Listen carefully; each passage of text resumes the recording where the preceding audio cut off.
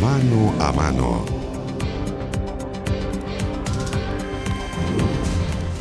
Bien, vamos a comenzar de inmediato este mano a mano. El gobierno presentó hoy la agenda de reimpulso económico, un plan que considera un total de 40 medidas. Entre ellas figura la iniciativa tendiente a autorizar la venta de medicamentos en los supermercados. Para hablar de este y otros temas nos acompaña el ministro de Salud, Jaime Mañalich. Ministro, muchas gracias por estar aquí esta tarde. ¿Cómo están ustedes? Buenas tardes. ¿Cómo está, ministro? Buenas tardes. Bien. A ver, yo tengo una duda primero que todo. Con lo que se presenta el día de hoy dentro de las distintas medidas de la agenda de reimpulso económico, está justamente la eventual venta de medicamentos sin receta, algo que ya se ha conversado varias veces. Pero hace un par de semanas, recuerdo yo, usted dijo, no está dentro de la agenda de impulso. Este punto está en la Ley de Fármacos 2, el proyecto que está en el Congreso. Para entenderlo bien desde lo administrativo, aclaremos eso. O sea, en primer lugar, el anuncio que hizo el ministro Fontaine en la mañana representa una conversación intersectorial y estábamos allí ministros de varias carteras y lo que tiene como sentido es la gente, las personas, de qué manera esta agenda de impulso económico beneficia a los chilenos y chilenas. Y como él mismo expresó, esta es un programa que tiene 40 medidas, algunas son administrativas, la mayoría de las de salud por lo demás no requieren ley, la única que requiere ley es esta a la que hacemos referencia. Entonces hay que mirar esto como, si se quiere, como un cubo Rubik, en el cual hay iniciativas que van en una ley, otras iniciativas que van en otra ley, etc. Y en lo particular está justamente apuntando a la ley, al proyecto de ley de fármacos 2. Por supuesto, esto ya como indicación en el proyecto de fármacos 2 tiene que discutirse de la Comisión de Salud de la Cámara de Diputados en segundo trámite constitucional y a lo que apunta es esencialmente poner medicamentos que no requieren receta médica a un alcance más barato de la ciudadanía.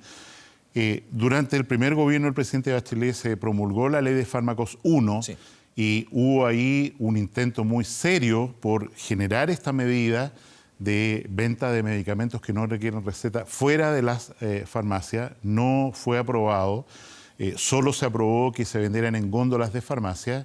Desgraciadamente no se ha implementado y eso significa que para el ciudadano que va hoy día a comprar un medicamento que no requiere receta, va a la farmacia, le dicen normalmente el medicamento genérico, ¿no es cierto?, paracetamol, no está disponible, pero le tenemos este otro que vale 7 veces más y la persona termina gastando sin poder libremente elegir. Ahora, esa medida justamente va para los medicamentos sin receta. Lo que muchos se preguntan es qué pasa con los con receta, que generalmente y en la gran mayoría de los casos son efectivamente los medicamentos de mayor alto valor. Vamos a entrar en detalle también a eso, pero finalmente muchos dicen esta es una medida, sí, positiva, pero va a afectar a medicamentos como, por ejemplo, usted decía, el paracetamol. El 30% del mercado de medicamentos en Chile... El 30% representa. Representa esta medida, este beneficio, y lo que esperamos es una caída del precio del consumo de bolsillo de las personas de alrededor del 50% en esta línea de medicamentos al poder, ¿no es cierto? No es que vaya a tomar el medicamento, va a tomar la caja, está su valor y lo canjea por el medicamento donde corresponda en el sitio donde lo compre, ¿no? ¿Pero qué se responde a esa crítica de aquellos que plantean que esos medicamentos no necesariamente son los más caros, sino que son aquellos con receta? No es el problema, digamos. Patricia, vamos al punto. Ustedes plantearon primero esto, así que... Efectivamente, donde nosotros tenemos que hacer una revolución farmacéutica es en los medicamentos de alto costo. ¿De qué manera? El auge tiene que producir cada vez mejor cobertura de medicamentos pagados por los seguros. El 1 de octubre entra en vigencia el nuevo decreto de auge que agrega 5 condiciones de salud y fundamentalmente lo que agrega como beneficio es paquetes farmacéuticos donde... garantías farmacéuticas donde las personas van a gastar menos, como se ha experimentado para todas las condiciones del auge.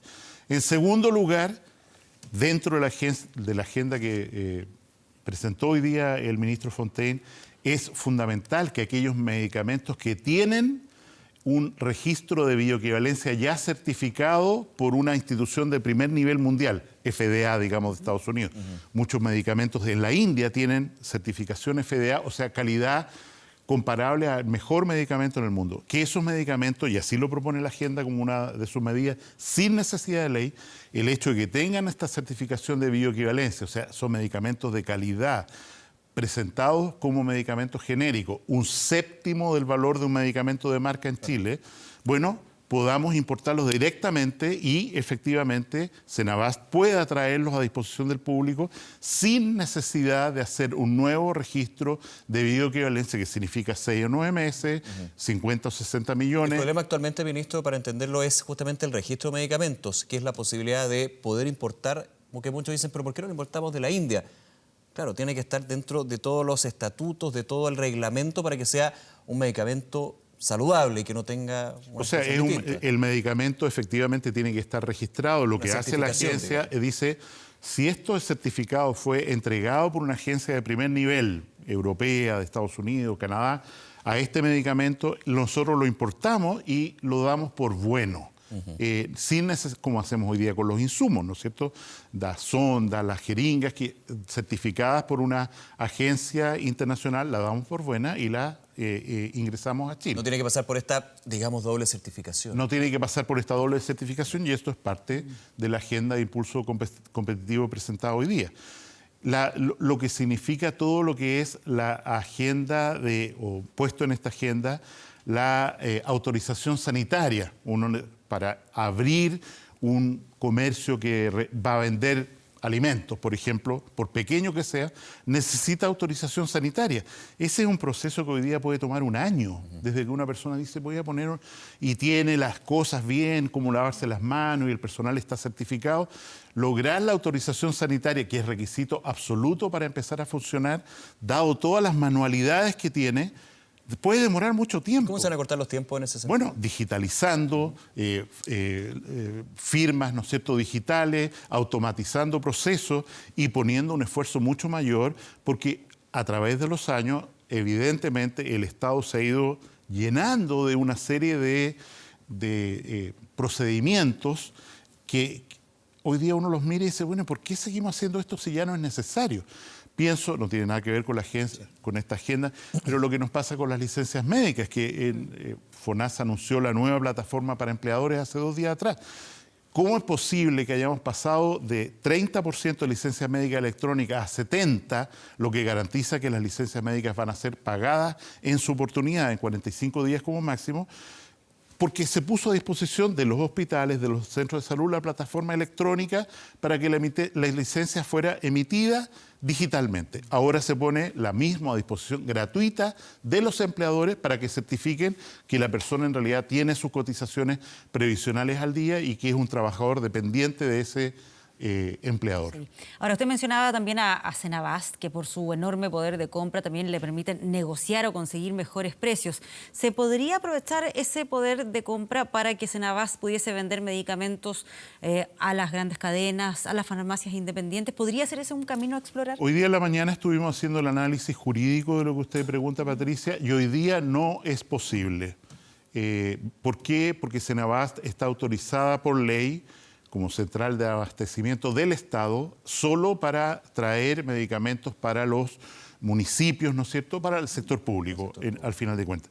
Donde, si uno compara la situación que nos encontramos al inicio del primer gobierno del presidente Piñera, se ha dado un salto cuantitativo. Hoy día 80% de los medicamentos de la red pública se intermedian a Senabast con un precio que equivale al 20%, un quinto del valor de lista de ese medicamento en esa cadena farmacéutica. Eso es un tremendo ahorro para el Estado que permite entregar más medicamentos a más personas que necesitan. Claro, por esta eso cobertura. planteo si es que se podría aprovechar esa misma oportunidad, esos mejores precios que consigue Senabast para cambiar la normativa, no se permite en la actualidad, pero hacer alguna modificación para que así se pudiese, se cambiaría el modelo Patricia, de negocio. Estamos evaluando la posibilidad que requeriría un cambio legal que le daría además a Senabast un poder en el mercado farmacéutico, porque de repente los monstruos pisan fuerte. Se correría un riesgo, dice Entonces usted. hay que tener mucho cuidado de los balances y es un tema que estamos analizando, no tenemos una respuesta. Sin embargo, creo que las aseguradoras privadas, porque para los beneficiarios de FONASA esto es claro, las aseguradoras privadas sí podrían hacer un rol mucho más potente a la hora de negociar los precios que hoy día, por el auge fundamentalmente, ellos tienen que cubrir para sus beneficiarios. O sea, cuando un beneficiario de una ISAPRE que tiene una enfermedad crónica la ISAPRE le cubre insulina o le cubre los medicamentos para el asma, bueno, efectivamente la farmacia logra beneficios muy importantes que han sido negociados por el asegurador privado en la medida en que tiene que financiar esa cobertura de fármacos también. El problema es que la práctica, y me quedo solamente un segundo en lo que es la ISAPRE, y por ejemplo con la situación de la garantía explícita de salud, la GES, ha mostrado que el sistema tiene varias trabas, tiene muchos beneficios, pero poco usan la GES. Y de hecho ya ahora van a aumentar los valores, que es un tema que hemos estado también conversando. De alguna manera es poca la cobertura, no sé si poca, pero es deficiente la cobertura de los seguros de salud público y privado para un tema tan relevante y tan vital como es el de la salud, el de los medicamentos. O sea, a lo que apuntamos es que, y lo que ha anunciado el ministro Fontaine va en esa línea, es que los medicamentos tienen que ser parte de la seguridad social, tienen que ser parte de lo protegido. Hoy no lo son. Hoy día es insuficiente, solo para el auge o para la atención primaria en salud, las personas inscritas, no son pocos, son 8 millones de chilenos, en consultorios donde los medicamentos se le entregan en forma completamente gratuita. O sea, hay cobertura, pero falta. Y en el sentido de que lo que usted mencionaba, Nicolás, el próximo martes se podría empezar a votar la ley de ISAPRES, donde uno de estos elementos, o sea, la adecuada cobertura, notificación del auge, es un tema fundamental, porque hoy día hay muchos espacios para que las aseguradoras no den la cobertura que corresponde en las enfermedades, en las 85 enfermedades del 1 de octubre del auge. Ministro, usted en un reportaje de Canal 13 justamente sobre este tema decía, estamos ante un engaño masivo con el tema de los altos precios de los medicamentos, que es una realidad. ¿Quiénes están engañando finalmente acá? Yo diría en un nombre muy general, que tiene muchos actores, la industria farmacéutica. Ellos son los culpables, digamos, de que sean tan caros los remedios en Chile. O sea, ¿cuál es el motivo de que un medicamento de marca, registrado, con patente, en Argentina valga la mitad de lo que vale acá? Que el laboratorio único que lo trae lo vende a ese precio, al doble acá, que en otro país. Tienen políticas comerciales diferentes hacia nuestro país. O sea, los laboratorios en estos reportajes reconocieron que descremaban, por así decir, el mercado de los países y decían en un país, Chile, digamos, no lo dijeron explícitamente, vamos a cobrar mucho más caro por este mismo medicamento. ¿Por qué? Porque aquí el mercado es tan reducido que efectivamente tenemos una posición de poder monopólico que nos permite algo que en otros países no sería posible porque Brasil tiene un poder tan tremendo como comprador que tienen que rebajar los precios. Entonces, en un lugar, el mismo producto, lo venden de una manera o de otra.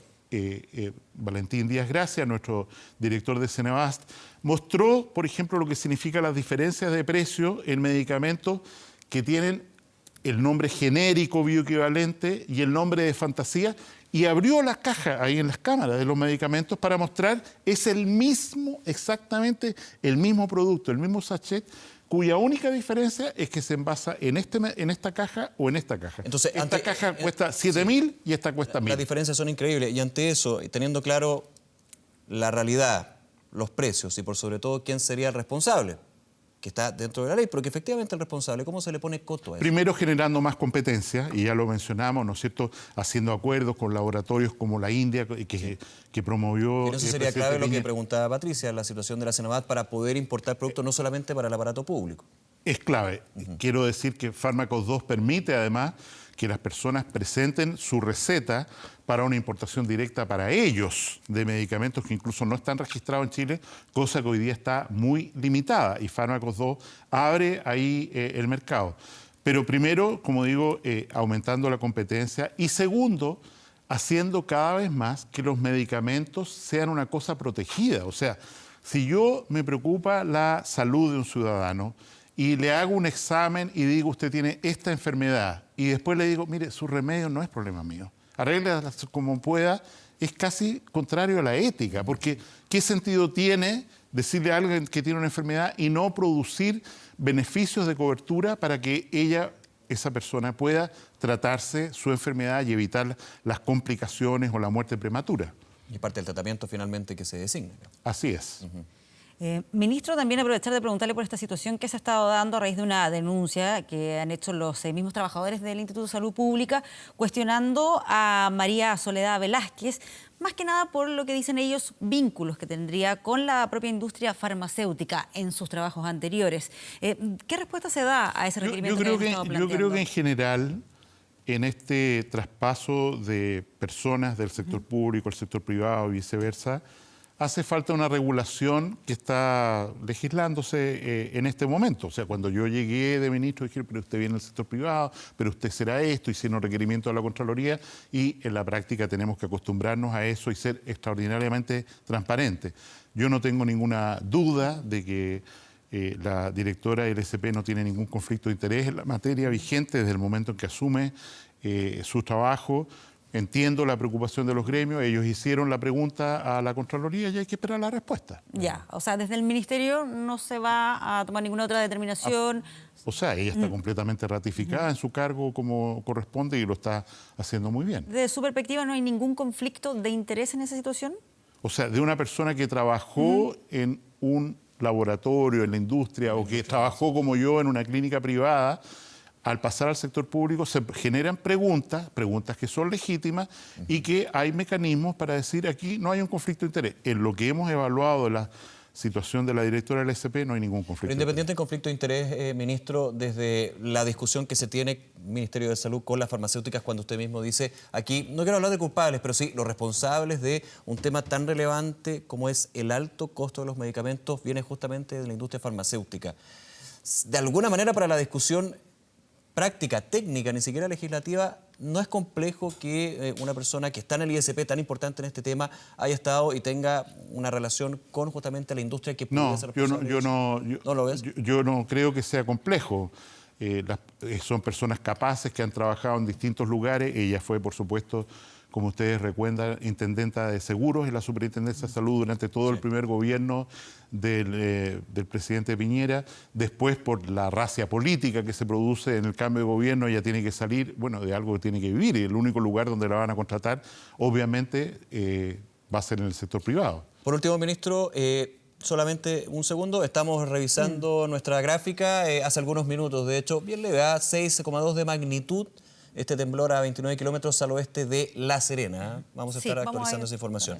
Sí, solamente me queda un tema, ministro Jaime Mañalich, con respecto a los medicamentos. Y cuando se habla de la bioequivalencia, ¿ha fallado la bioequivalencia? En el gobierno de Sebastián Piñera se ha buscado dar impulso también a esto, aumentar el número de bioequivalentes. Se ha hablado también de la necesidad de mayor información, que el usuario empoderado puede llegar a una cadena de farmacia y pedir el bioequivalente. No tanto que se lo muestren, sino que tener la información, poder entender que la caja finalmente no define si se va a recuperar o no una enfermedad. Yo pienso que la educación y la información, como usted dice, son valores fundamentales en esta materia y ha faltado. Pero también ha habido cómo hacer trampa. Por ejemplo, cuando se ha hecho una política de bioequivalencia, uno va a las farmacias, ¿no es cierto? Y hay fiscalizaciones que así lo muestran. La persona va a la farmacia y a pesar de que la farmacia tiene la obligación legal de tener el medicamento bioequivalente, la respuesta es, mire, no lo tenemos. Claro. Pero en cambio tenemos este otro. Y hoy día se ha denunciado, ¿no es cierto?, a una cadena de farmacias en la cual se sigue usando la canela para que la gente venda productos que a la interés de la farmacia le interesan más porque tienen más rédito, más margen, más lucro al final. Y en ese contexto yo he pedido al ISP precisamente que acentúe su fiscalización, que clausure farmacias que no cumplen con este requerimiento y ayuda a todo lo que se está haciendo a través de los medios de comunicación, en este mismo instante, a través de lo que estamos hablando, para que la gente entienda que en un medicamento bioequivalente genérico tiene un medicamento de calidad certificada a un precio mucho más accesible que no lo va a llevar a la ruina por tener que sufrir una enfermedad crónica. Muy bien, ministro Jaime Mañalich, muchas gracias por acompañarnos. Gracias a ustedes, muy amable. Un gusto.